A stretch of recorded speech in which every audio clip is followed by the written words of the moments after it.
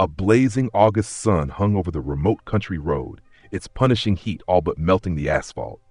Haze shimmered across open fields in the distance, and the hum of cicadas underscored the silence. Along that lonely stretch, a glossy black Bentley rolled to a reluctant stop, the back left tire hissing its last breath of air. Inside, Malcolm Ellis, millionaire, real estate tycoon, and unabashed city sophisticate, drummed impatient fingers against the steering wheel. He was used to sleek high-rises and professional valets, not dusty roads in rural Kentucky. But an impulsive idea to drive cross-state and scout potential property investments had led him to this predicament. He'd driven miles without seeing a single store or gas station, and the phone signal on his gleaming smartphone had dropped to 0 bars. With the car's fancy entertainment system muted by connection errors, he sat in unsettling silence. A flat tire out here, far from his usual network of personal assistance and AAA coverage, felt almost surreal. He popped the driver's door open, wincing as hot air slapped him. His pristine leather loafers met gravel. The acrid smell of burning rubber drifted from the deflated tire. Malcolm stared at it in dismay. He'd changed exactly one tire in his entire life, back in college, and that had been on an old beater car. Now, in his mid-50s, every inch of him exuded wealth, from the tailored linen shirt to the slim gold watch at his wrist. Sweating under the blistering sun, he rummaged in the trunk for a spare, unearthing the Bentley's factory toolkit. Everything looked brand new, barely touched. He sighed. He might manage, but it wouldn't be pretty. As he crouched to loosen the lug nuts, the heat seemed to pound on his back. After just a minute of fumbling, his shirt clung to him, sweat trickling down his temple. He cursed softly. The roadside was deserted except for an endless row of corn stalks, a typical get-me-out-of-here scenario that city dwellers dread. He tried calling for help again. No luck. The phone icon still displayed no service. Malcolm threw it onto the passenger seat, pressing palms to his eyes. Just as exasperation flared, he noticed the faint outline of someone walking from the dusty horizon. A small figure, possibly a child, or so it seemed. He watched the figure approach with slow but determined strides, half disbelieving that help might come in such a form. Within minutes, the shape resolved into a boy of about 14, slender, wearing a worn t-shirt and frayed shorts. His sneakers had seen better days, scuffed and dusty. A battered backpack hung from one shoulder. Sweat beaded on his forehead, yet his expression looked calm, as though the blazing heat didn't bother him at all. Malcolm, still kneeling by the tire, rose stiffly, feeling a twinge in his knees. The boy reached the car, scanning the Bentley's sleek lines, obviously out of place in this rural scene. Then quietly he spoke. "Need help, sir? Looks like a flat." Malcolm stood speechless for a second. The boy's voice sounded steady, polite, carrying a faint local drawl. "Yeah, I do, actually. Didn't expect to see anyone out here." The boy set his backpack aside with a small shrug. "I walk this road to get home sometimes. Saw your car. Guess you got no signal on your phone, right?" Malcolm nodded, blinking. The boy extended an open hand. "I can help if you like. My name's Carter Brown. I'm Malcolm Ellis." The older man responded automatically, though he doubted the boy recognized the name. "Thank you. If you know how to change a tire, I'd appreciate it." Carter nodded with quiet assurance, stepping forward. "Sure, my uncle taught me last summer. We fix old trucks on the farm." Without waiting, he crouched near the rim. Malcolm watched, half amazed, as Carter deftly removed the lug nuts, carefully cranking the jack. The scorching sun burned down, but Carter's focus never wavered. He didn't complain, didn't fumble. Malcolm hovered, unsure whether to assist or simply watch. "You're pretty good at this," he ventured, trying to break the tension. Carter gave a small smile, glancing up. "We do it a lot. Wheels go bad on farm vehicles, especially on rough roads." Then he turned back to the job. In less than 15 minutes, the spare tire was on. Lug nuts tightened in a methodical star pattern, Carter explained, was so they don't warp. He lowered the jack, dusted off his hands, and gave the wheel a final check. "That should hold until you get to a proper garage," he said, pushing sweat-drenched curls off his forehead. Malcolm grabbed a cold water bottle from the cooler in the trunk, handing it to Carter with a grateful smile. "Drink this at least. You've done me a huge favor." Carter took it with a nod, gulping down half. His relief at the cold water was evident, though he tried to hide it. Malcolm then rummaged for his wallet, pulling out a crisp $100 bill. "Here," he said, extending the money. "I owe you, Carter. You saved me a world of trouble." Carter's expression shifted. He shook his head politely, stepping back. "No, sir. That's okay. Didn't do it for money." Malcolm blinked. "But you helped me. You walked in this heat. Take it, please." Carter's eyes flicked to the bill, then away. "I can't. My grandma says you help people 'cause it's right, not for cash." He ducked his head. "Thank you, though." For a moment, the tension in the air felt strangely charged. Malcolm Ellis, a millionaire used to resolving everything with money, found himself disarmed by a humble refusal. Rarely had anyone turned him down. His respect for the boy soared even as confusion mingled with it. "At least let me drop you somewhere," he insisted. Carter half smiled, tossing his backpack over his shoulder. "I live a mile that way," he pointed. "I like to walk. Have a good day, Mr. Ellis." He turned, heading off down the road. Malcolm stood, the $100 bill still in his hand, feeling a peculiar twist in his chest. He called after Carter. "Thank you, really." The boy waved without looking back, soon lost in the shimmering heat. Malcolm exhaled, sliding the bill back into his wallet. That moment lingered in his mind like a splinter. He'd grown so accustomed to wielding wealth as an all-purpose solution, yet a teenage stranger, one who obviously could have used financial help, chose to accept nothing. Shaking himself, Malcolm returned to the car, started the engine, and eased back onto the road. The drive felt surreal. Every few minutes, his gaze flicked to the rearview mirror, half expecting to see that slim figure trudging along. But Carter was gone. Nightfall found Malcolm in a plush suite at a business hotel. He sank into the sumptuous armchair, stared at the city lights beyond the window. Typically, his mind would be on tomorrow's meeting, analyzing cost projections. But instead, he kept recalling Carter's calm face. The quiet dignity in those worn sneakers, that battered t-shirt, the way he'd said no sir to a $100 tip. Malcolm tried to watch TV to bury himself in work emails, but found them hollow. He realized he felt unsettled. Something about Carter's humility, his generous spirit, had cracked the cynical shell Malcolm had built over decades. The boy had helped him, then vanished, expecting no reward.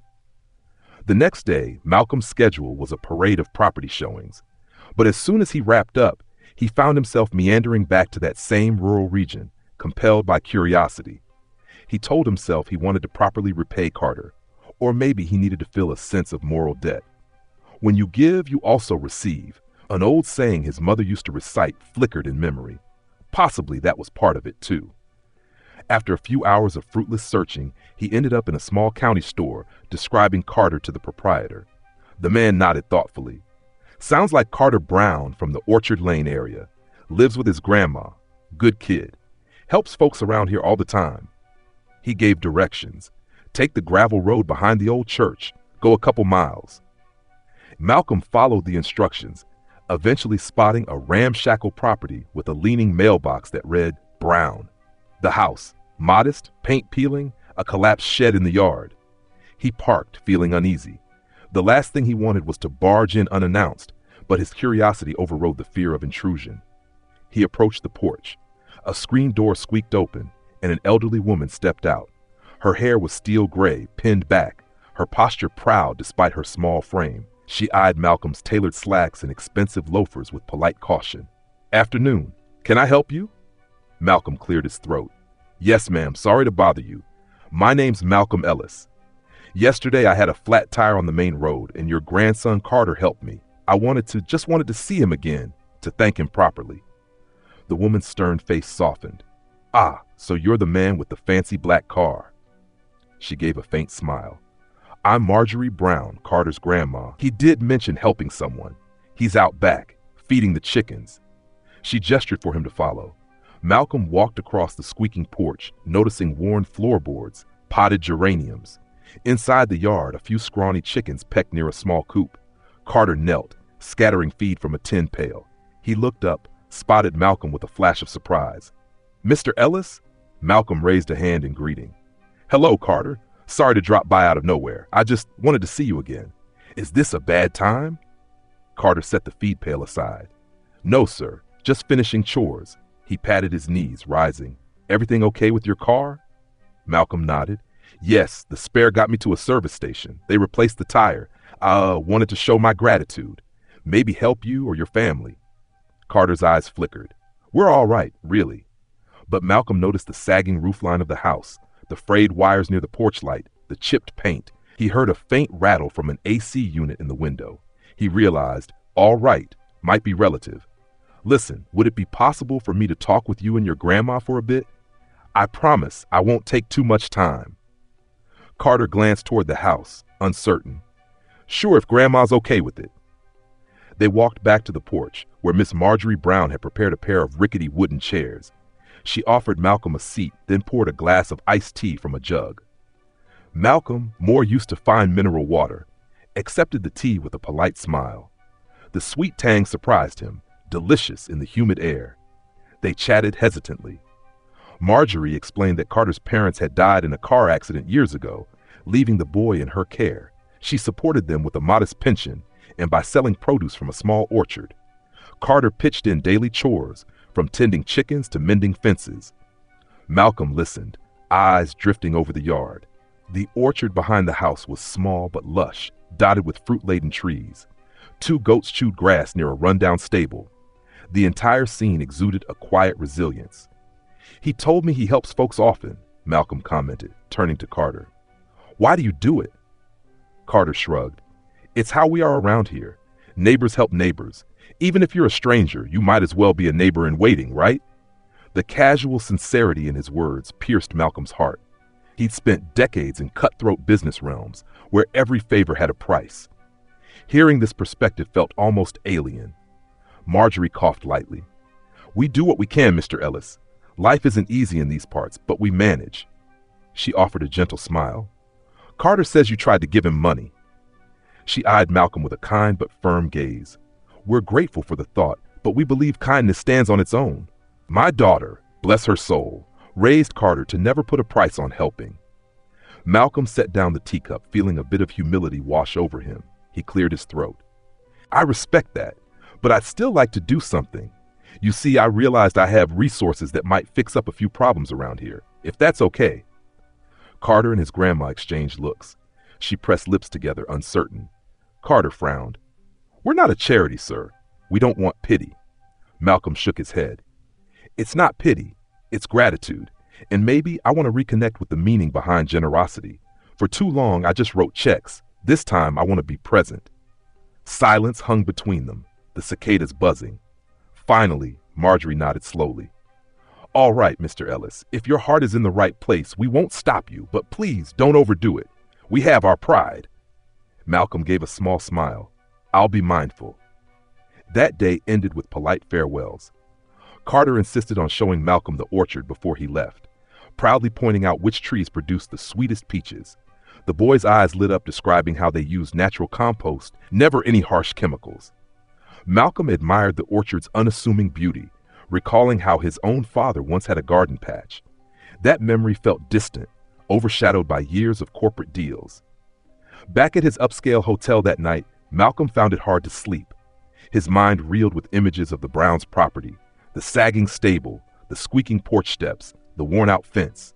Something about Carter's unwavering dignity and Marjorie's humility tugged at him. He recognized that for them, it wasn't about getting freebies. It was about maintaining self-respect. He resolved to do something that would truly empower them, not just patch cracks. Over the next week, Malcolm arranged contractors, called in favors from building supply contacts. He'd say, I have a small personal project. I want the best rates you can give.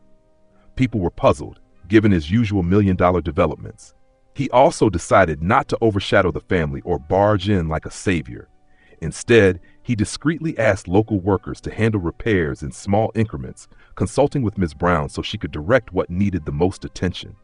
In subsequent days, Carter came home from morning chores to find a local handyman reinforcing the stable walls or a plumber checking the house's ancient pipes.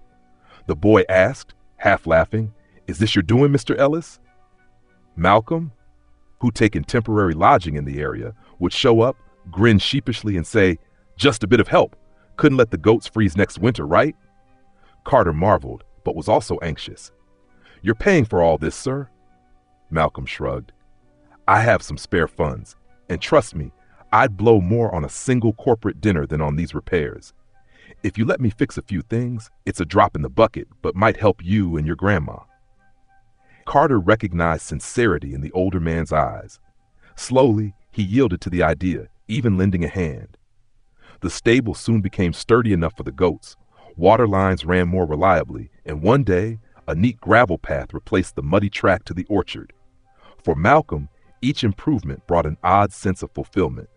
He found himself talking to Carter about everyday matters: school, orchard yields, the teen's fascination with mechanical projects. Carter confided that he dreamed of being an engineer someday, maybe even building new agricultural tools to help small farms thrive. He joked that farm life is decent, but if I can invent something that spares me constant fence mending, that'd be great. Malcolm laughed at the boy's wit, but he also realized how bright Carter was. The local school likely lacked advanced programs. So Malcolm quietly made a phone call to an old friend, an educator who specialized in bridging rural students to bigger opportunities. He inquired if there were scholarship programs, mentors, or summer science camps. Meanwhile, Miss Brown often invited Malcolm to share a simple dinner. He found himself sitting at their humble wooden table, partaking in fresh produce from the orchard, homemade cornbread, hearty stews. It was far from the haute cuisine he was used to, but it tasted better than any Michelin star meal. Warm laughter and conversation replaced the usual solitary hum of his city penthouse. One evening, as they finished dinner, Miss Brown brought out old photo albums, sharing glimpses of Carter's parents. Malcolm saw the wedding pictures, the father in a worn suit, the mother radiant in a borrowed gown. Miss Brown recounted how their car accident turned the family's life upside down. Carter, just a toddler, was all she had left. "But we manage," she said, voice steady with resilience. Malcolm felt tears threaten. He thought of his own life. No spouse, no children, just a string of unfulfilling relationships overshadowed by business expansions. He'd piled up achievements, but rarely felt genuine closeness like this. The Brown home, though modest, brimmed with warmth. The last major repair was the orchard's irrigation system. Malcolm hired a local contractor to install a more efficient setup, saving Carter from hauling buckets in the scorching months. He insisted on making the orchard viable so that Ms. Brown could sell peaches and apples more easily at market. The contractor installed piping, a basic pump, and small sprinklers among the trees. Carter watched the process with shining eyes, asked 100 questions about how water pressure works. When the system was completed, Carter turned on a spigot and watched sprinklers sputter to life, misting the orchard in a gentle arc. He whooped, calling, "Grandma, come see!" Brown stepped out, shading her eyes. The orchard glistened under the spray, droplets catching evening sunlight. She pressed a hand to her mouth, murmuring thanks. Standing beside them, Malcolm felt his chest tighten with emotion. The orchard, once half parched, now blossomed under the improved irrigation. This was more than an upgrade. It was a seed for a better future. Ms. Brown could yield more crops, maybe expand her stand at the local farmers market. Carter might see engineering concepts in real time. After that day, Malcolm saw Carter's stance become more hopeful, his smile broader. The boy still refused handouts of money, but he accepted learning experiences and practical improvements that gave the farm new life. And ironically, Malcolm realized he too was receiving a gift, the sense that his wealth, used mindfully, could transform lives at a human scale. In fancy city deals, he never glimpsed faces, never felt personal gratitude. Here, every improvement was tangibly felt, heartfelt. One late afternoon, after verifying orchard sprinklers, Carter and Malcolm sat on the newly reinforced porch steps, sipping sweet tea. The horizon glowed with pink and orange, silhouettes of trees etched against the sky. Miss Brown was inside finishing dinner. Carter turned to Malcolm. "Mr. Ellis, can I ask you something?" Malcolm nodded. "Of course." The boy fiddled with the rim of his glass. "Why are you doing all this for us? I know the flat tire started everything, but it's not normal for people to keep returning. Usually they just say thanks and vanish." Malcolm breathed deeply. "You taught me a lesson, Carter. That day, you showed me kindness without expecting anything. I realized I'd lost that spirit in my own life. Everything was about transactions. And well, maybe I saw a younger version of me in you, someone with big dreams but limited resources. I wanted to help because it just felt right. Carter studied the sky, digesting the words. You're different from how I imagined millionaires then. Malcolm chuckled self-consciously. I used to be exactly how people imagine, a businessman who cared mostly about numbers. But I guess the older you get, the more you hunger for something real. That day, I found it in your simple act of decency. They fell silent, each immersed in thoughts. A gentle breeze rustled orchard leaves. Miss Brown appeared at the door announcing dinner. Malcolm stood patting Carter's shoulder, a silent bond passing between them. Supper that evening turned into a heartfelt reflection. Miss Brown talked about how the orchard was now thriving beyond any year she remembered. Next season, they might even hire an extra hand to expand production. We can sell at more markets, she mused. It's a blessing. Malcolm hesitated, then announced, I'd like to sponsor Carter for an engineering summer camp in the city. I have connections. If he wants to go, it's free. A chance to meet other kids, do real engineering projects. Carter's eyes lit up, though he glanced at his grandma for approval. She nodded gently, tears brimming. That's an incredible opportunity, she said, voice trembling. But only if Carter truly wants it. Carter's grin spread wide. Yes, absolutely. I'd love to learn more. Maybe build an irrigation system from scratch one day. They all laughed, the mood bright and hopeful. In that laughter, Malcolm felt the intangible reward of giving. He realized he was no longer simply repaying a favor. He was forging a new direction in the boy's future. Within weeks, Carter was set to attend the camp. Meanwhile, Malcolm had to return to the city for urgent business demands. He spent a day finalizing orchard improvements, hugging Miss Brown farewell, shaking Carter's hand. I'll be back soon, he promised. Let me know how the camp goes. They parted, with Carter's thanks echoing in the yard. Miss Brown stood by, watery-eyed but proud, as Malcolm's Bentley rolled away down the gravel lane. The orchard fluttered in the rearview mirror, and Malcolm felt a pang of longing. Odd that a place so humble had become dear to him. Back in the city, his days blurred again with meetings, negotiations, corporate expansions. But an undercurrent changed. He no longer chased empty deals for the sake of bigger bank accounts. He found himself asking how each project might genuinely benefit communities. He noticed people around him responding to his shift in priorities, some supportive, others baffled. What's gotten into you, Ellis? They joked at times. He'd just smile faintly, thinking of Carter's unwavering refusal to take easy money. At night in his penthouse, Malcolm gazed at the glittering skyline, once a source of pride, now feeling slightly hollow. He missed the orchard's hush, Miss Brown's laughter, Carter's bright curiosity. The single memory of that flat tire day had altered his perspective more than a decade of corporate triumphs. He counted down the weeks until Carter's engineering camp commenced.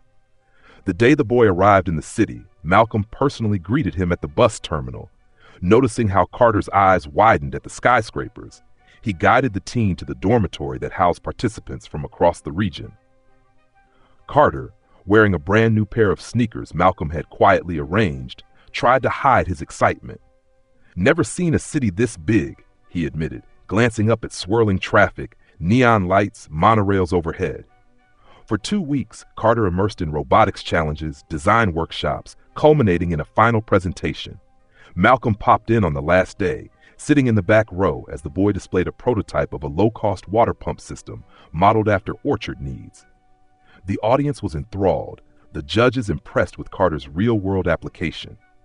He earned a special mention for Best Practical Invention. Carter, flushed with delight, dedicated the achievement to my grandma, who taught me to keep trying, and Mr. Ellis, who opened the door to this opportunity. Malcolm's eyes stung with emotion. He realized just how far a small spark of kindness, Carter's refusal to accept a mere tip, had ignited an entire new horizon. That night, he took Carter to a modest dinner in a family-run diner. Over burgers and fries, they reflected on the journey. Carter asked a question that revealed the core of his curiosity. Mr. Ellis, do you regret living so long chasing money first? Malcolm paused. Sometimes, yes. Money let me build comfort, but it also distanced me from simpler joys. Meeting you reminded me that wealth is just a tool. If we never use it to make real change, it's empty. Carter nodded slowly, chewing on a fry. Guess we all have something to give, whether it's money or time or help with a flat tire. Malcolm grinned softly. Indeed, when you give, you also receive. That's the real magic. Returning Carter to the dorm, Malcolm patted his shoulder. The boy was set to return home next day. They made plans to keep in touch, with Carter occasionally emailing him about orchard updates or engineering dreams. Miss Brown texted the occasional photo, new orchard expansions, some goats, or a freshly painted fence. Each time, Malcolm's heart warmed. Months rolled on. Carter soared academically, fueled by the experiences from the camp. He joined a local high school science club, spearheaded a mini project for improving water access in rural farmland. Meanwhile, Miss Brown's orchard thrived. She even began distributing fruit to local charities, citing we have enough to share, thanks to that fancy irrigation. The small community of Orchard Lane turned vibrant, reinforcing the idea that small acts of generosity can ripple outward. For Malcolm, business transformations followed. He restructured some real estate projects to include affordable housing sections. He funded local scholarships for rural youths. Colleagues teased him for going soft, but revenue ironically remained stable or even improved as communities welcomed his developments with open arms. He told them, doing good and doing well aren't mutually exclusive. One crisp December day, Malcolm's phone rang with Miss Brown on the line, voice quavering in excitement. Carter just got accepted to a state university's engineering program on partial scholarship. They recognized his orchard pump design from that camp. She could hardly contain her tears. We owe so much to you. He's the first in our family to go to college. Malcolm felt a wave of joy. No, Miss Brown, he earned that by himself. I just gave him a small boost. She insisted. Your help with the orchard, the camp, he'd never have dreamt so far otherwise. Malcolm's chest swelled with pride. Then let me keep supporting him if you'll allow. Books, fees, whatever he needs. I want to see that Orchard Lane genius conquer the engineering world. She laughed, consenting wholeheartedly. And so it went. Carter enrolled, soared academically, always emailing Malcolm updates. With each success story, Malcolm found a piece of himself renewed. He recognized that single moment of changing a flat tire had launched an unbreakable bond. At times, the memory felt surreal, reminding him how random fate can connect two lives from opposite ends, a wealthy city magnate and a humble farm boy. After Carter's first semester, Malcolm decided to visit them for a quiet celebration. He drove out to Orchard Lane, noticing how the once-worn fence looked freshly painted, the orchard's bounty thriving even in the cooler season. Ms. Brown welcomed him with a warm embrace. Carter, taller now, face more confident, grinned wide. Good to see you, Mr. Ellis, he said, voice deeper than before. They spent the afternoon touring the orchard. Carter talked about advanced irrigation improvements he wanted to implement, possibly solar panels for sustainable energy. Malcolm listened, amazed by the boy's knowledge. That evening they shared a simple meal again, the table laden with fresh produce, homemade pies, the same loving atmosphere that had once disarmed Malcolm's lonely heart. As they finished dessert, Mrs. Y. Brown lifted her glass of sweet tea. To the day Carter found you with that flat tire, she proclaimed, tears shining. If that hadn't happened, maybe we'd still be struggling with a broken orchard, Carter missing out on his future, and you wouldn't have found your new path. Carter smiled, locking eyes with Malcolm. I guess that's how life works sometimes. A minor crisis can lead to major blessings. Malcolm's throat felt tight. It definitely changed my life. I was at a crossroads, though I didn't know it. Meeting you reminded me that wealth's real purpose is to uplift, not to isolate. They clinked their glasses of sweet tea, reminiscent of a small but mighty toast. The night air hummed with the hush of orchard leaves, the distant chirp of crickets. The bond they shared transcended money or charity. It was about hearts connecting across divides. When Malcolm finally headed back to his Bentley, Carter walked him out to the gate. They paused in the moonlight, orchard silhouettes behind them. Carter looked thoughtful. I never told you this, but that day I saw your fancy car, I almost chickened out. I worried someone like you might brush me off, but I kept hearing Grandma's voice. Help if you can, son. So I did. Malcolm felt a lump in his throat. Thank God you did. You gave me something nobody else could. A second chance at understanding life's true worth. He patted Carter's shoulder. Don't ever lose that spirit. Carter smiled, eyes bright. I won't. Thanks for believing in me, Mr. Ellis. Malcolm climbed into the Bentley, the seat comfortable as always, but it felt different now. He drove away slowly, the orchard lane receding in the rearview mirror. A line from a half-forgotten poet sprang to mind. In giving we receive, in losing ourselves we are found. He smiled at how that summarized his journey perfectly. Under the star-laden sky, he realized how different his life had become since that scorching August day. He let the truth sink in. Kindness holds more power than any check he could sign.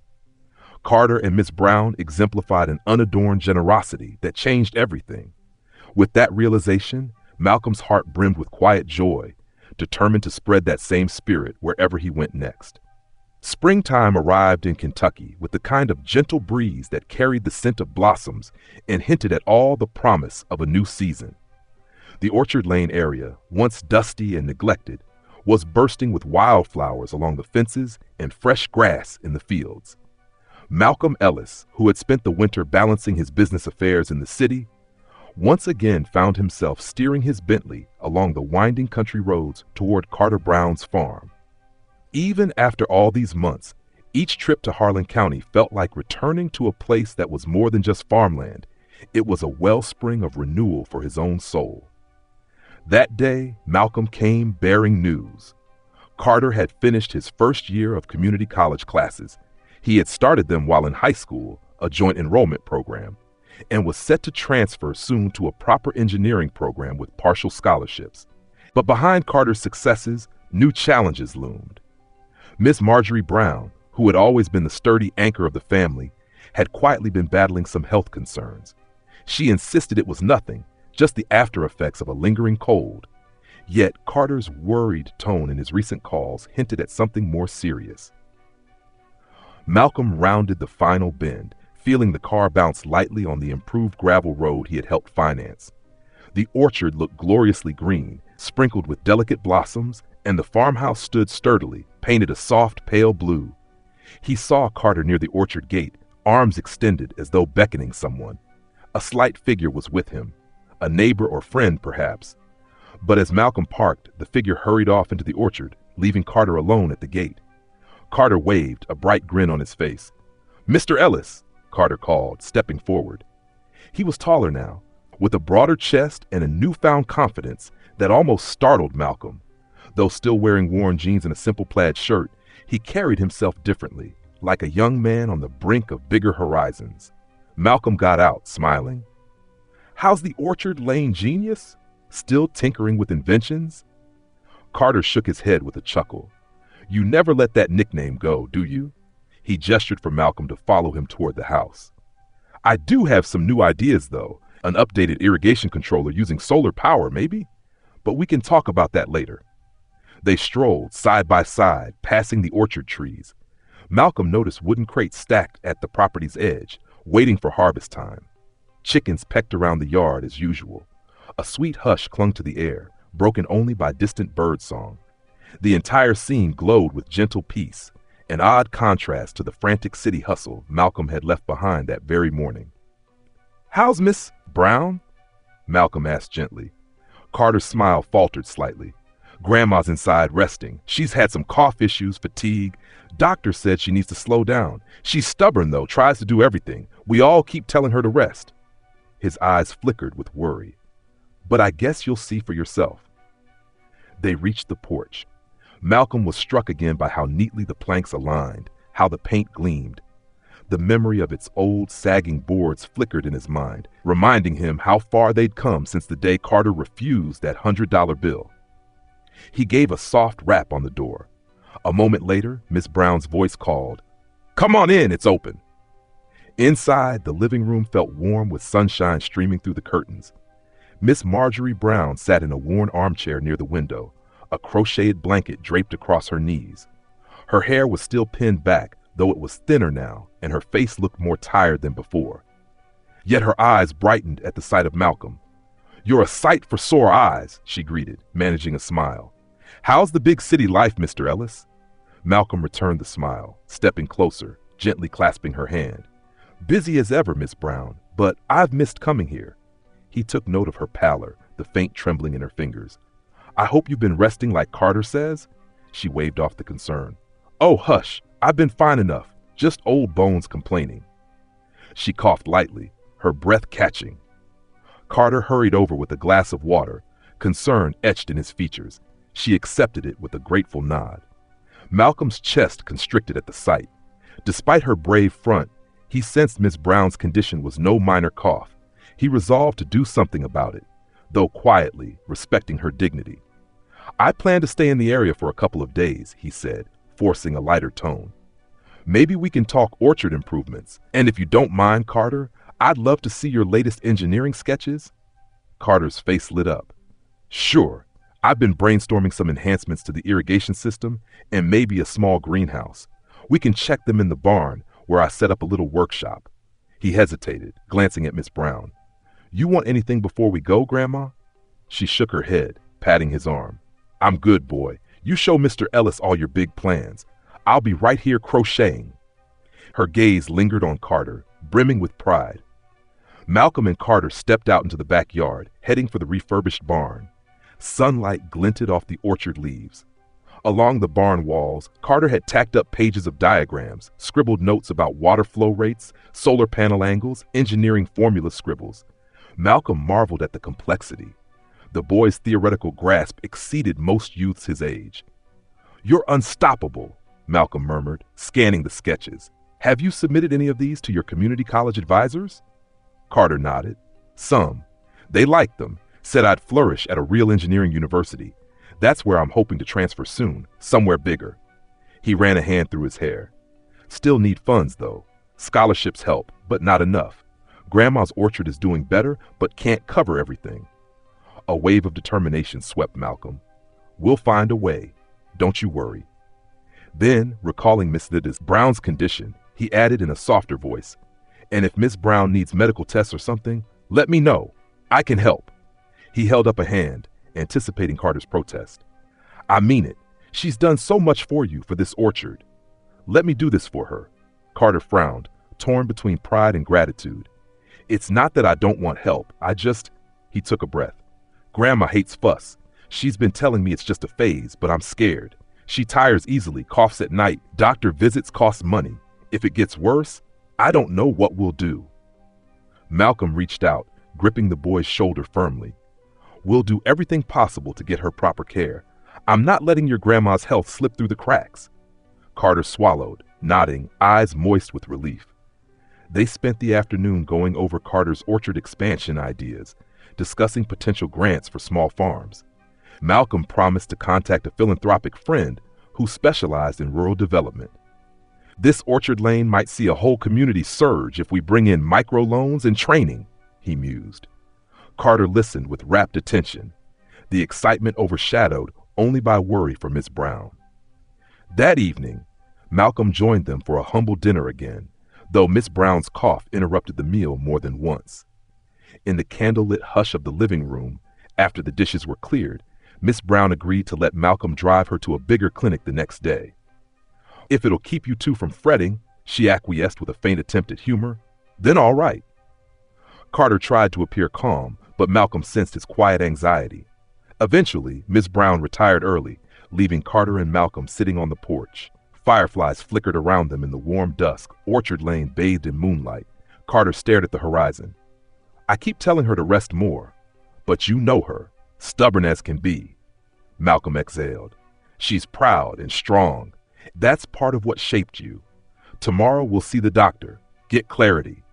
Meanwhile, you focus on your big dream, because you never know. Maybe next year you'll be at some top engineering campus." Carter nodded, biting back emotions. Early the next morning, Malcolm brought Miss Brown to a reputable clinic in a nearby town. Carter came along, holding her hand in the waiting room. The space smelled of disinfectant and anxious hope. Miss Brown tried to crack jokes, but her eyes betrayed concern. Tests were run, x-rays taken, blood drawn. They waited. The doctor eventually emerged with a sober expression, explaining Miss Brown had some early signs of a lung condition that required medication, possibly further treatment if it progressed. "It's not dire if we handle it promptly," he said gently, "but ignoring it could be dangerous." Carter's face paled. Miss Brown set her jaw, letting out a soft sigh. Malcolm placed a quiet hand on Carter's shoulder. "We'll handle this. Malcolm murmured, ignoring Miss Brown's attempt to dismiss the seriousness. Over the next days, they arranged follow-up appointments, started Miss Brown on medication. The first batch cost more than Carter had likely seen at once. Malcolm discreetly covered it, reminding them, "I'd do the same for a family member, and that's how I see you two now." Miss Brown didn't protest too vehemently, perhaps too tired to fight. She offered him heartfelt thanks. Malcolm extended his stay, half conducting business via phone from Miss Brown's living room. The Orchard Lane air, combined with Miss Brown's needs, anchored him there. Carter juggled orchard chores, plus volunteer hours at a local mechanical workshop, gleaning experience for the day he'd move on to a bigger campus. At night, Miss Brown dozed early while Carter and Malcolm pored over scholarship applications. One application asked for an essay describing how a personal event shaped Carter's worldview. He hesitated, then typed, "A single act of kindness on a dusty road changed my life and someone else's." He recounted the flat tire incident, but from his perspective, an everyday chore, never guessing it would lead to orchard transformations, engineering ambitions, and a fatherly figure in Malcolm Ellis. Malcolm read it over Carter's shoulder, feeling a lump in his throat. "You captured it perfectly," he whispered. Weeks later, Miss Brown's medication took effect. Her cough subsided. She regained some energy, though the doctor warned her to keep the follow-ups. The orchard thrived under Carter's partial automation ideas, with Malcolm occasionally helping fix minor glitches. The sense of extended family grew stronger. Miss Brown teased Malcolm about city living, insisted he plant a few peach saplings himself. He complied with surprising delight, kneeling in the soil, feeling childlike satisfaction. One afternoon, as Malcolm was washing up, Carter raced in, face aglow. "The university acceptance letter arrived, Mr. Ellis." He brandished an envelope from a prestigious engineering program with a partial scholarship, exactly the place he'd dreamed of. Miss Brown scurried over from the kitchen, tears shining in her eyes. Malcolm read the letter, heart pounding with joy. It included references to his orchard project, the invention ideas, and a personal scholarship from a philanthropic sponsor. Carter flung arms around Miss Brown, who beamed despite watery eyes. Malcolm clapped the boy's shoulder, voice thick with pride. "I told you, your brilliance is unstoppable." Carter turned, hugging him fiercely. For a moment, the Orchard Lane house glowed with laughter and triumph. Miss Brown whispered, "Your parents would be so proud, Carter, so proud." The next day, they planned a modest celebration. Miss Brown baked a peach cobbler that filled the house with heavenly scent. A few neighbors dropped by with small gifts or home-cooked dishes. Malcolm, for once, was just one more guest, not overshadowing anything with grandeur. Carter, eyes gleaming, recounted his acceptance for everyone. The orchard's sway in the summer breeze seemed to join in the festivity, a living testament to hope. As the sun set behind Orchard Lane, Carter stepped onto the porch, gazing at the dusky horizon. Malcolm joined him quietly. "You realize this is the last summer you'll be fully here once college starts, right?" Malcolm mused. Carter nodded, a faint sadness crossing his face. "Yeah, it's going to be strange leaving Grandma, but I'm not gone forever. I plan on returning, making bigger changes for farmland folks. One day, Orchard Lane can be a model for modern eco-friendly agriculture." Malcolm's eyes shone with admiration. "I have no doubt you'll do all that and more, Carter." That night, after the celebration, Carter and Miss Brown tidied up. Malcolm retreated to the small guest room Miss Brown insisted he use whenever he stayed. Staring at the moonlit orchard out the window, he marveled at how a single flat tire had led him here, forging a new sense of purpose. The memory of that scorching August day wove through his thoughts. Carter's calm voice, the sweat trickling down the teen's forehead, the refusal of money. He smiled, recalling a quote, "One step in kindness can lead to miles of transformation." That felt apt. Time rolled on. Carter prepared for the upcoming fall semester, rounding out orchard chores, finalizing his dorm arrangements. Miss Brown's health stabilized, though she needed consistent checkups. Malcolm spent a few last days helping them reorganize the orchard accounts, ensuring Miss Brown could manage finances if Carter was away. He taught her some online banking basics, so she wouldn't have to rely on physically traveling to the small local bank. Then the day came. Carter's official departure for university. Malcolm offered to drive him, Miss Brown included, to campus. They loaded the trunk of the Bentley with suitcases, boxes of fresh orchard fruit, and an old quilt Miss Brown insisted Carter take. The morning dew still sparkled on orchard grass as Miss Brown locked the front door.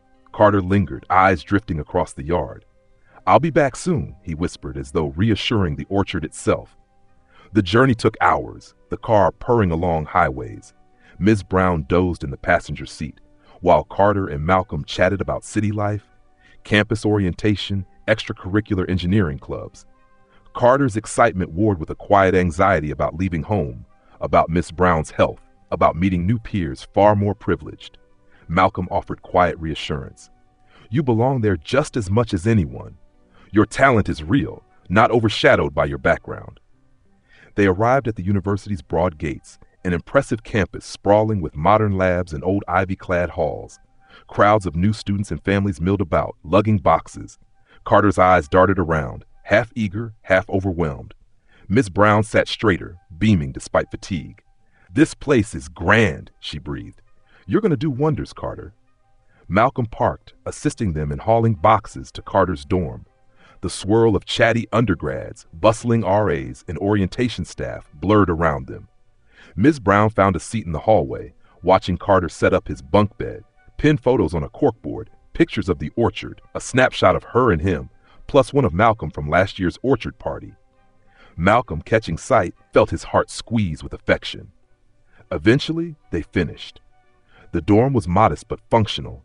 Carter's side of the room neat with a newly acquired laptop. Ms. Brown insisted on placing a jar of orchard jam on the desk, "So you remember home."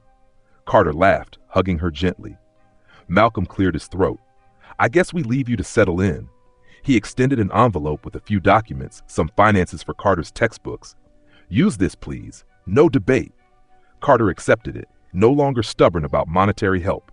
"Thank you, Mr. Ellis. I'd say I'll repay you, but you already taught me. It's not about the payback, right?" He offered a grin. Malcolm smiled back. "Right? Though eventually pass it on. Help someone else in need." "Promise," Carter said, eyes shining. He turned to Miss Brown, hugging her close. "Take care of yourself, Grandma. If you need anything, call me, day or night." Miss Brown, voice trembling, said, "I'll manage, honey. You focus on your classes and make us proud." She brushed tears away. They left Carter in that swirl of new beginnings.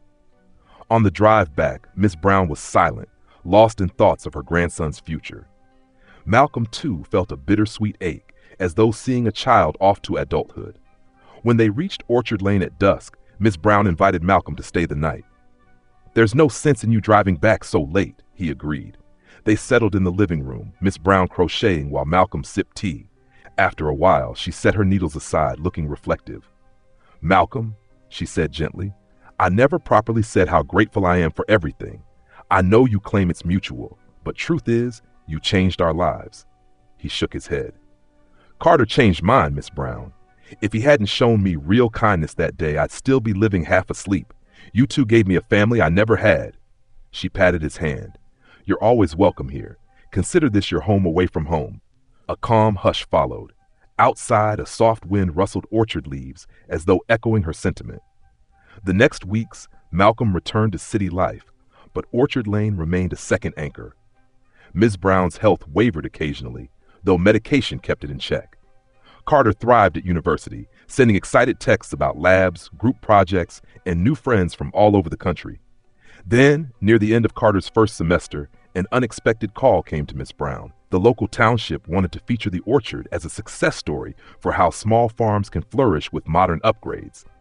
They requested an open house event, inviting local officials, maybe even a state representative. She was flustered by the idea, but intrigued. She called Malcolm for advice. "They want me to speak on stage about Orchard Lane transformations," she said, voice quivering. "I'm no public speaker."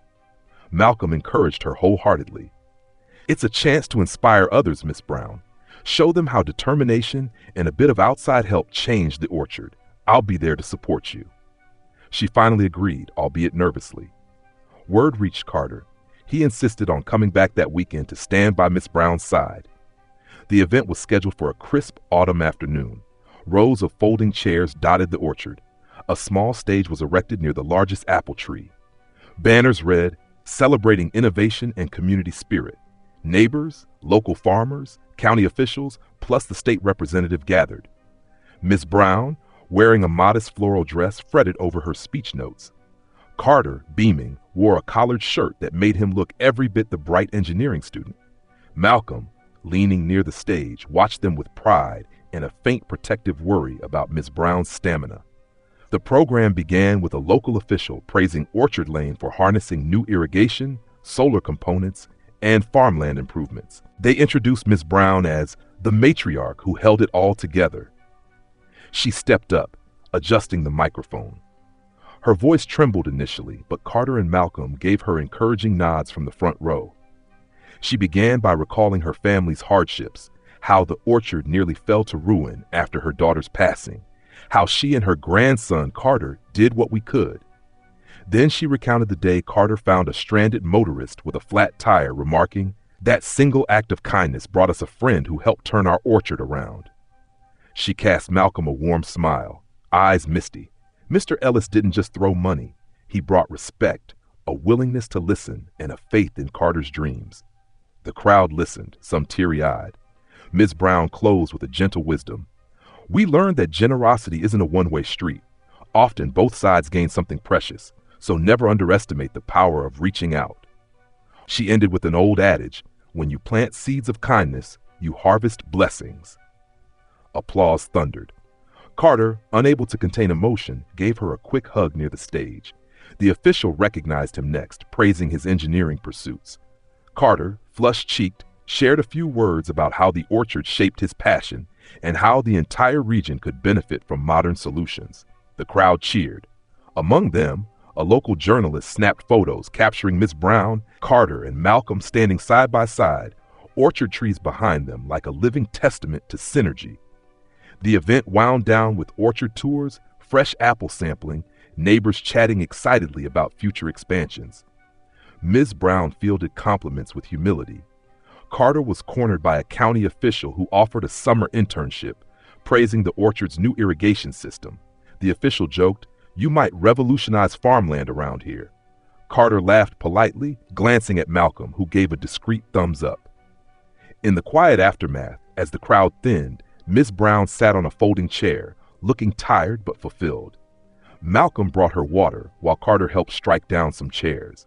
A hush of satisfaction blanketed them, as if acknowledging the orchard's symbolic victory, some intangible circle completed since that hot summer day. Suddenly, Miss Brown coughed sharply, doubling over. Malcolm and Carter rushed to her side, alarmed. She shook her head, insisting she was just worn out. "Maybe I overdid it with all that talking," she wheezed softly. They helped her inside, settling her on the living room couch. She urged them not to fuss, but Carter's face reflected fear. Malcolm dialed the doctor, describing the event. The nurse recommended rest, cautioning them to watch for any escalation. Ms. Brown, drained, soon drifted to sleep, her breathing uneven. Carter sank into a chair, tension etched across his brow. "She was so happy. I feel guilty letting her push herself." Malcolm pressed a reassuring hand on Carter's shoulder. "She wanted to. She's proud of you, proud of Orchard Lane. Tomorrow we'll bring her for a thorough checkup." Carter nodded, tears threatening. "I just want her healthy." Morning came, Miss Brown's cough lingering. Malcolm and Carter accompanied her to the same reputable clinic they'd visited months ago. Another round of tests indicated her condition had stabilized but not improved significantly. The doctor recommended a specialized facility in the city for advanced treatment. Ms. Brown frowned at the cost. Carter swallowed, eyes darting to Malcolm. "We'll find a way," Malcolm stated, unwavering. Miss Brown attempted to protest, but her voice was weak. Carter gave her a determined look. "Grandma, please, let Mr. Ellis help. You always taught me to accept kindness as well as give it." She sighed, nodding finally. That day, they arranged for Miss Brownell to the city with them. Carter took a short leave from classes, wanting to be by her side. Malcolm secured a suite at an extended stay facility near the hospital, ensuring Ms. Brown had a comfortable space. He handled the hospital admissions, speaking with specialists. Ms. Brown was overwhelmed, half lamenting how big and impersonal the city hospital felt. But Carter and Malcolm reassured her. "It's the best care," Malcolm insisted gently. Days in the hospital turned to a slow routine: tests, treatments, physical therapy. Miss Brown, though exhausted, was grateful for the thorough approach. Carter balanced visits with occasional class obligations, commuting back and forth. Malcolm took time away from his business empire, half delegating tasks to trusted associates, dedicating himself to Miss Brown's well-being. In that hospital corridor, with white fluorescent lights and beeping machines, Carter sometimes broke down, leaning on Malcolm's shoulder. "She's all I got. I can't lose her." Malcolm, voice husky, reminded him, "We're not losing her. She's strong, and modern medicine can do wonders. Let's keep faith." Miss Brown's condition wavered up and down. Some days she improved, smiling at Carter's jokes. Other days her energy flagged. The specialists concluded she had a chronic lung condition that needed ongoing management, possibly surgery if complications arose. Her insurance coverage was spotty, typical of rural folks with limited means. Malcolm quietly settled outstanding bills, ignoring Miss Brown's protests of, "That's too much, child." He gently reasoned, what's money for if not to protect the ones we love? Word of Miss Brown's hospitalization spread back in Orchard Lane. Neighbors stepped in to watch the orchard, keep goats fed, maintain daily tasks. The sense of community soared, just as Miss Brown had taught Carter all his life. People recognized how Carter had helped so many in small ways, and now they repaid the kindness by caring for their orchard. Meanwhile, Carter texted them updates, grateful for the synergy. Weeks crawled by. Miss Brown stabilized, the doctors deciding she might be discharged with a regimen of medication, oxygen support at home if needed. Carter brightened at the news. Malcolm arranged in-home care services. Miss Brown, though grateful, teased, "You're turning me into a pampered old lady." He answered with a wry grin, "I think you earned some pampering after all the Orchard Lane battles." She gave a soft chuckle, then coughed lightly, quickly covering it. Finally, the day Miss Brown left the hospital arrived. Carter fetched a wheelchair, pushing her gently to the entrance. The nurse gave final instructions. Malcolm had a private car waiting, the driver helping Miss Brown in. She gazed up at the tall skyscrapers, relief at leaving the hospital overshadowed by a longing for Orchard Lane's open sky. Carter took her hand. "We'll get you home soon. The orchard misses you." She managed a smile, eyes closing as she leaned back into the seat. On the drive south, Miss Brown dozed. Carter watched the passing farmland from the car window, leaning forward to speak quietly to Malcolm. "Thank you for everything, Mr. Ellis. I can never repay how you saved Grandma." Malcolm's voice came gentle. "Elijah changed my life, Carter, just as Miss Brown's wisdom changed yours. We're all connected in that chain of help, aren't we?" Carter nodded, swallowing emotion.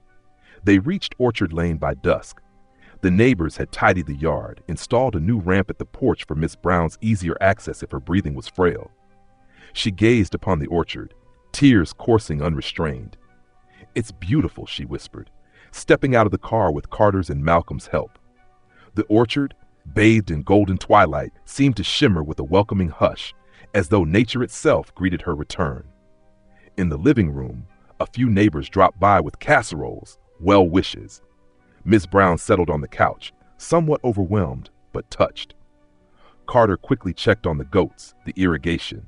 Malcolm stepped onto the porch, phone in hand, making a call to set up in-home oxygen equipment. Everything felt like an orchestrated dance of compassion, each person fulfilling a piece. Miss Brown, who had once insisted, "We're okay," now accepted the tide of assistance with humility and grace. Over the following weeks, Miss Brown recuperated. Her cough diminished, though she stayed cautious. Carter resumed classes, commuting on weekends to Orchard Lane. Malcolm helped them secure a local nurse's weekly visits. Miss Brown teased him about spending half your fortune on me, but he only laughed.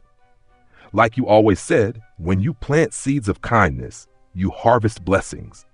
Maybe I'm reaping blessings in the form of your orchard peaches," he joked. She smirked, but tears glistened in her eyes. Carter's second year at the university started. He soared academically, forging friendships, collaborating on engineering team projects.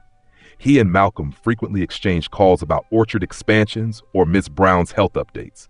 Miss Brown slowly regained enough strength to supervise orchard tasks from a golf cart that Malcolm discreetly provided. She'd roll around the orchard, greeting the workers, a cheerful wave at new fruit blossoms. One day, near mid-semester, Carter phoned Malcolm in excitement.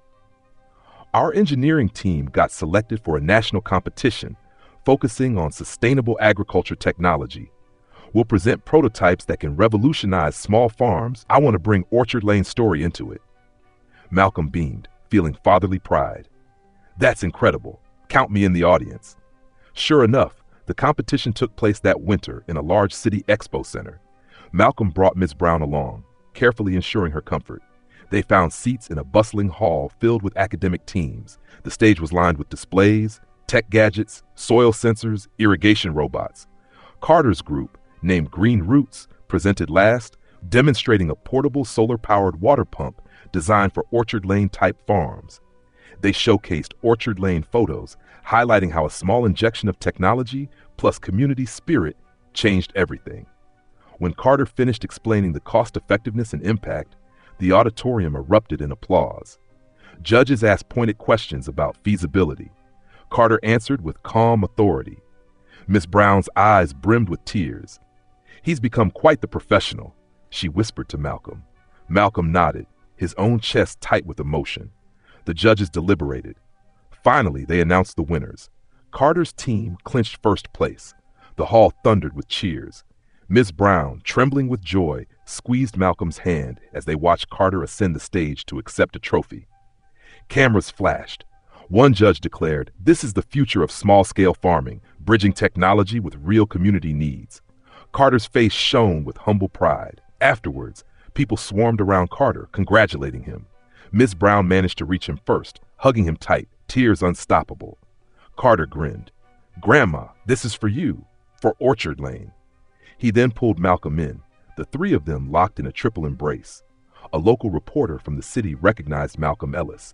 "Mr. Ellis, rumor has it you personally backed the orchard transformations that inspired this?" Malcolm laughed softly. "I just helped a bit. Carter and Miss Brown did the real work. This is their victory."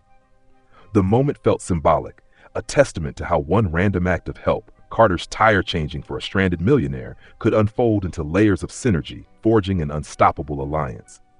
Ms. Brown's watery smile radiated gratitude. Carter, trophy in hand, turned to them both, voice quivering. None of this would have happened if not for that day on the road. They returned to Orchard Lane triumphant. Miss Brown insisted on hosting a small celebration in the orchard, though she carefully paced herself to avoid exhaustion. Friends, neighbors, local folks who once doubted big changes could happen now gathered under the orchard's branches. A table was piled with potluck dishes, and the trophy glinted in the afternoon sun. Laughter and conversation flowed. Malcolm, sipping sweet tea, marveled how life had turned him from a lonely magnate into an accepted family friend among these modest farmers. As the sun dipped below the orchard's canopy, Carter tapped a spoon against a mason jar, calling for attention. He cleared his throat, glancing at Miss Brown and Malcolm. "I just want to say thank you to all of you.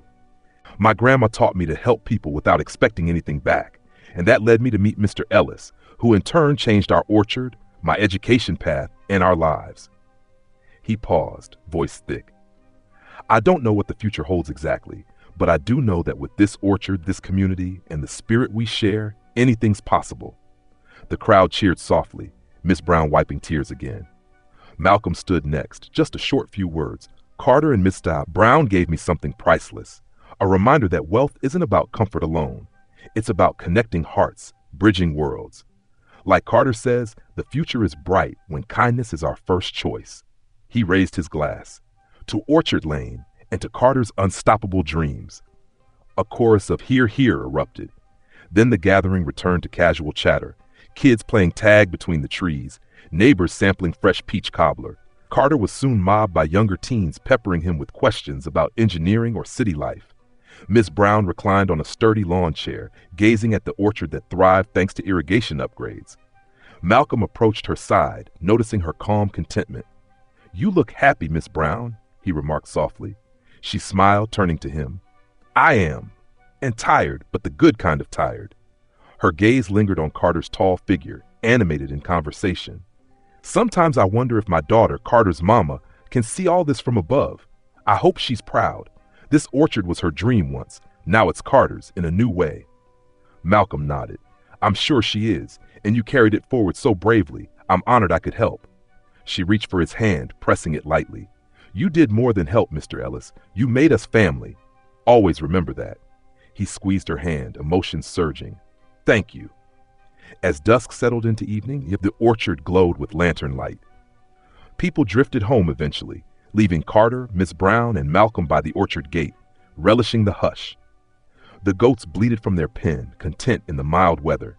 Overhead, a sprawl of stars shimmered, unspoiled by city glare. Carter gazed up, reflecting. I used to stare at the sky, wondering if I'd ever see more of the world than this orchard. Now I realize the orchard is part of that bigger world. Thanks to you, Mr. Ellis, I see it with new eyes. Malcolm shook his head. You had that vision all along, Carter. I just gave you a little nudge. Miss Brown, leaning on a cane for stability, joined them.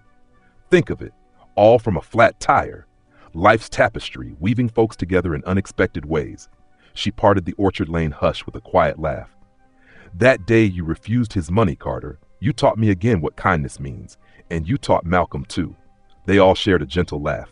Then Miss Brown added, sometimes the seeds of compassion are planted in a single moment, and the harvest we reap is immeasurable. She motioned toward the orchard, half lost in darkness now, but still exuding that sense of promise. Night deepened, bringing a faint chill. Malcolm insisted Miss Brown go rest inside. Carter offered to help her in, but Miss Brown waved him off. I can manage. Go talk with your mentor out here. She shot Malcolm a playful grin. But not too long. The boy needs sleep. The porch light glowed as Miss Brown disappeared indoors, leaving Carter and Malcolm leaning side by side on the gate, starlight overhead. Crickets sang their nightly chorus. Carter inhaled the orchard's sweet air. Mr. Ellis, he began, I'm not sure how life would have gone if I hadn't found you that day. Maybe I'd still be fixing tires for neighbors, dreaming small, or maybe a different path, but I'm grateful for how it turned out. Malcolm turned, studying the boy's earnest profile. I used to chase deals, Carter, thinking that was all life offered. Now I see it so differently. Your orchard lane taught me that real wealth lies in uplifting others, building genuine bonds. He paused, voice thickening with emotion. It's funny, you gave me more than I ever gave you. Carter flashed a soft grin. Sometimes we don't realize how a simple gesture can ripple. He recalled Miss Brown's motto, like how a small seed can grow into a mighty tree. They lapsed into comfortable silence. In that hush, Malcolm recalled old regrets, missed family gatherings, neglected friendships. He quietly vowed to carry Orchard Lane's lessons into all corners of his life.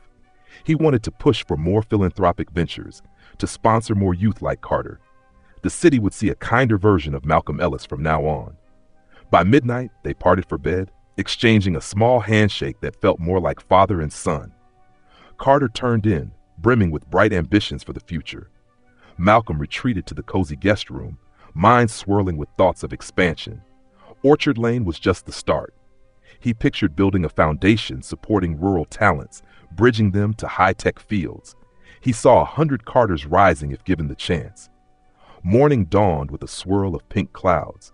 Malcolm woke early, stepping outside to savor Orchard Lane's fresh breeze. He found Carter already up, feeding chickens. Miss Brown was in her rocker near the window, sipping tea, watchful. Malcolm strolled over. Sleep well? Carter teased, tossing some feed. Better than in any five-star hotel, Malcolm admitted, inhaling the orchard's crisp fragrance. A beep from Malcolm's phone, an urgent text about a real estate negotiation in the city. He sighed, checking the time. Duty called. Carter gave him a knowing look. You have to go back, right? Malcolm nodded. Yes, but I'll return soon. You keep me updated on Miss Brown's condition, your classes, orchard stuff. Carter nodded, a twinge of sadness in his eyes. Of course. They parted with a heartfelt handshake. Miss Brown insisted he take a jar of orchard honey. For your sweet tooth, she teased. He grinned, pocketing it carefully. I'll be back soon, Miss Brown. He drove off, the orchard lane receding in the mirror, a sense of belonging tugging at him. Over the following weeks, life in the city roared back, board meetings, negotiations. But each night, he read Carter's texts. The orchard thrived, Miss Brown gradually improved. The orchard lane synergy soared. The new orchard manager, a local friend, kept expansions on track. Carter's engineering projects advanced. One day, Carter called with thrilling news. A major regional fair was awarding Orchard Lane a sustainability prize. They want us to present at the fair next month, he said, barely containing excitement. Grandma can't travel far, but I'll represent the orchard. Could you come too? Malcolm didn't hesitate. I'll rearrange my schedule. Absolutely. $1 million deal can wait. Carter laughed, thrilled. So it was set. Orchard Lane would have a booth showcasing new irrigation, solar power experiments, plus the orchard's best produce. Carter would demonstrate how small farms can leap forward. Ms. Brown, though confined by her health, recorded a short video message for the fair. When the fair day arrived, Malcolm arrived in that region, parking in the bustling fairgrounds. Tents and booths stretched across a large field, families strolling, vendors hawking crafts, livestock competitions in the background. The Orchard Lane booth was near the center, a neatly arranged display of fruits, photos, a small-scale model of Carter's irrigation design. Carter, wearing a crisp Orchard Lane t-shirt, greeted passersby with a bright grin, explaining how technology fueled a small orchard's revival. People seemed fascinated. Some recognized the Orchard Lane boy who's in engineering school. A local news crew interviewed him. Malcolm hovered quietly, proud but letting Carter shine. Mid-afternoon, the fair's main stage hosted an awards ceremony. Carter was ushered forward, Orchard Lane announced as the winner of Best Sustainable Farm Innovations. Applause thundered as Carter accepted a plaque on Miss Brown's behalf. He dedicated it to my grandma, who always told me to help where you can, and to Mr. Ellis, who reminded me that generosity can come from unexpected places. He ended with Miss Brown's favorite saying, "When you plant seeds of kindness, you harvest blessings." The crowd erupted in cheers. A swirl of camera flashes captured the moment. A young black boy once known for humbly changing a flat tire, now recognized on a stage for pioneering ideas. Malcolm, standing in the front row, felt tears threaten. The memory of that scorching day all those years back seared in his mind. The Bentley's flat, the sweat on Carter's brow, the refusal of money. Could they ever have guessed it'd lead to this? After the ceremony, Carter hopped off the stage, trophy in hand, grin unstoppable.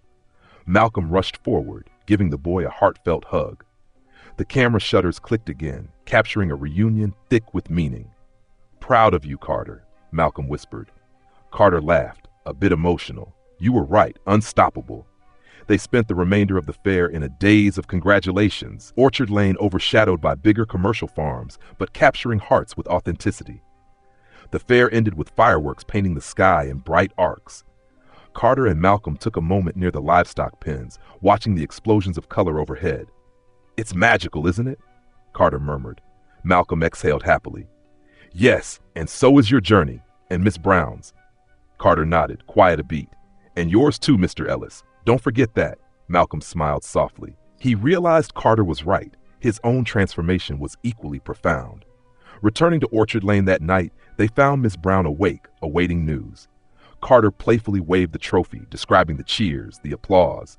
Miss Brown's gaze welled with pride. "Wish I could have been there in person," she said wistfully. Carter reassured her they had plenty of photos, a video, everything to share. Malcolm recounted how the crowd erupted when Carter spoke. Miss Brown thanked him repeatedly for enabling them to attend. "You're not just a friend, you're family," she said, voice thick with emotion. "Never forget that." In the weeks that followed, Orchard Lane soared to new heights of recognition. Customers demanded orchard produce from local stores, citing the farm's inspiring story. Ms. Brown's health steadily improved enough that she could ride a golf cart out to watch the orchard, though Carter insisted she keep a phone close in case of emergency. Carter, buoyed by the fair's success, pressed onward with advanced design ideas for farmland technology. Malcolm, bridging business sense and Carter's engineering brilliance, helped form a small startup concept, Lane Tech Innovations, aiming to bring affordable solutions to rural farms across the region. Lane Tech's first pilot project was a solar-charged irrigation pump, tested on Orchard Lane. The success turned heads. Investors started sniffing around. Carter was still in college, but found himself receiving inquiries from local entrepreneurs who wanted to replicate Orchard Lane's approach. The synergy was unstoppable. Each step, Malcolm stood by as a mentor, ensuring Carter's youthful passion wouldn't be exploited by shady deals. By the time Carter neared graduation, Ms. Brown had stabilized, Orchard Lane blossomed into a hub of demonstration for small-scale farm solutions, and Malcolm had found a new calling: philanthropic investment in rural communities, fueled by Carter's blueprint. At an investor meeting in the city, Malcolm pitched the concept of Orchard Lane Initiative, a foundation supporting youth innovators from rural backgrounds. Colleagues who once teased him about going soft now recognized a powerful synergy: philanthropic pride plus real returns in agricultural modernization. The board approved a pilot fund. When Carter heard the news, he was stunned. "Mr. Ellis, you're turning Orchard Lane's story into a statewide movement?" Malcolm nodded, smiling. Each new listener marveled at the Orchard Lane story, from that scorching day of a flat tire to the modern orchard with solar panels perched on rooftops. Malcolm, laughing with Miss Brown and Carter, saw how intangible gifts, like trust, empathy, and willingness to help, mattered infinitely more than just writing checks. So, in the end, the Orchard Lane saga confirmed that no matter how wide the gap between a millionaire in a luxury car and a young black boy in dusty sneakers, humanity finds a bridge in simple goodness. When Carter replaced that tire, he asked for nothing, yet gained everything: an investor, a friend, a father figure. When Malcolm tried to pay with money, he learned a greater currency: heartfelt generosity. Their bond taught each other and the Orchard Lane community that life's greatest transformations often sprout from modest seeds of kindness. And so the story remains a testament to the old adage Miss Brown loved to repeat: when you plant seeds of kindness, you harvest blessings. Indeed, the Orchard Lane stands as living proof. And in every success Carter achieves, in every philanthropic shift Malcolm fosters, that single hot day's chance meeting remains the root from which all the branches of change grew. May it remind us that any moment, a roadside breakdown, a passing stranger, can hold the power to alter destinies forever.